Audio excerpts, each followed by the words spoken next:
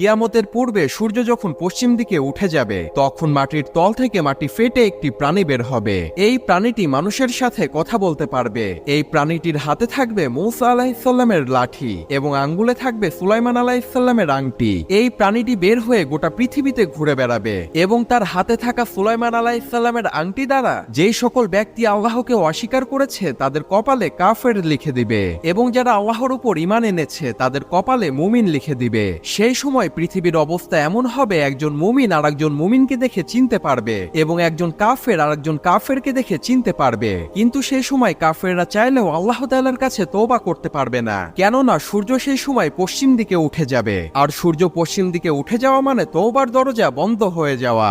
এই প্রাণীটি এসে সবাইকে উদ্দেশ্য করে বলবে, মানুষ কোরআনের আয়াত অস্বীকার করত আর আমিও ছিলাম কোরআনের আয়াতের অংশ।